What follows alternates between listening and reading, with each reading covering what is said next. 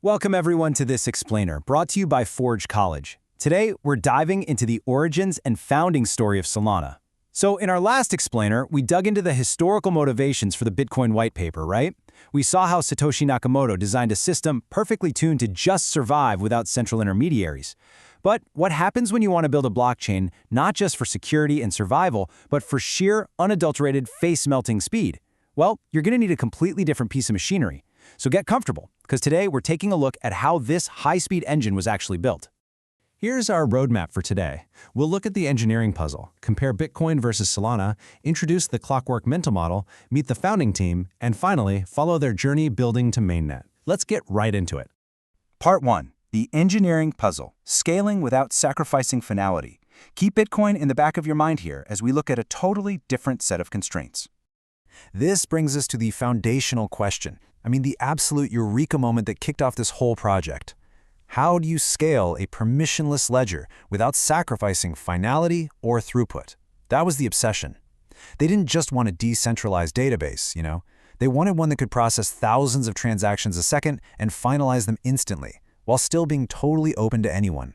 It was just a massive, daunting, mathematical puzzle. To really appreciate how radical this approach was, let's move to Section 2. Bitcoin versus Solana, differing constraints and priorities. It's fascinating how two perfectly valid systems can look like absolute opposites. Over on the Bitcoin side, the priority is censorship resistance above literally everything else. It relies on probabilistic ordering, takes massive energy expenditure, and intentionally embraces high latency.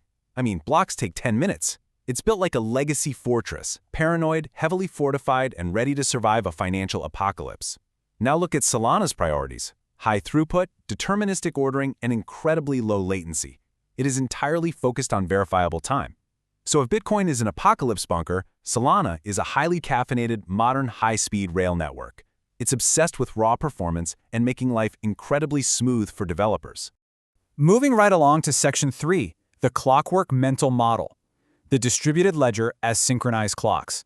Let's reimagine how this actually works. Okay. Verifiable time primitive. Now, I know that sounds like a terrifying, incredibly dense piece of engineering jargon, but let's demystify it right now.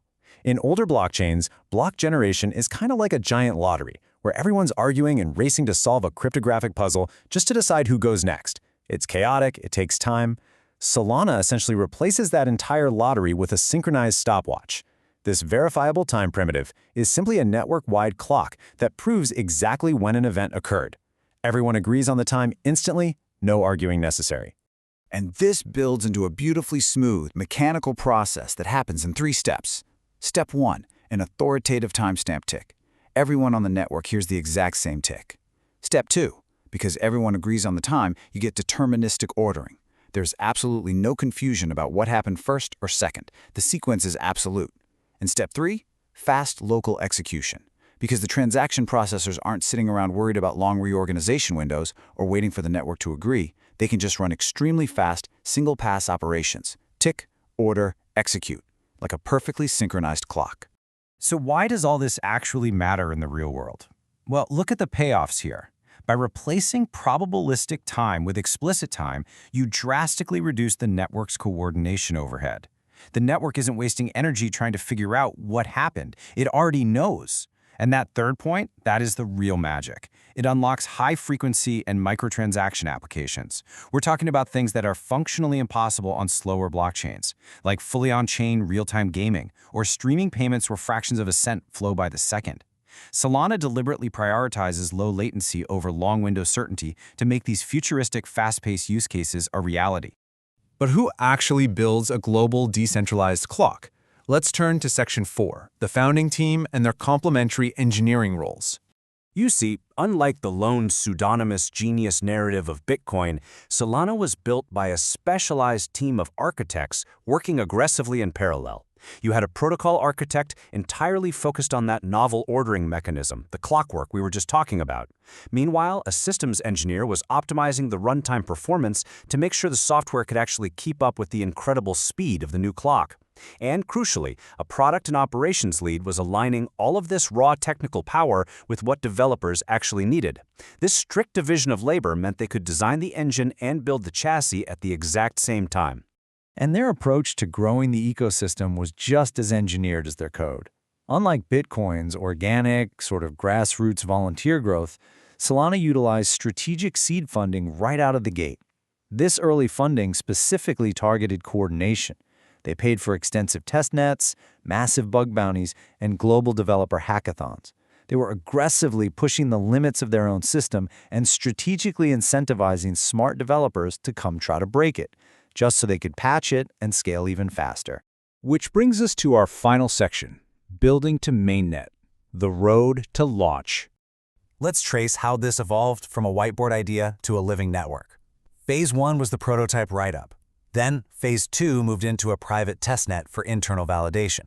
Phase 3 opened the doors to a public testnet, and Phase 4 saw the release of transparent public benchmarks. Notice the rapid, structured evolution here. Every single step systematically lowered the barrier to entry, moving the project from theoretical math to a working, public environment that developers could actually touch. And this perfectly outlines what each of these milestones signaled to the watching world. This wasn't just a glossy marketing brochure, guys. The prototype proved the core math of the ordering primitive was feasible. The private testnet proved it worked under controlled conditions. The public testnet opened up the attack surface at scale, essentially inviting the internet to do its worst. And finally, the public benchmarks provided cold, hard, measured throughput and latency data. This was the empirical proof that the high-speed rail was fully operational. As we wrap up, I want to leave you with a really practical lens for all your future learning. Let's call it the golden rule. Whenever you're evaluating a network, reading release notes, or looking at a roadmap, always ask, what problem was the protocol originally trying to solve? Bitcoin was solving trust and censorship through heavy, slow security. Solana was solving coordination overhead and latency through synchronized clocks and raw speed.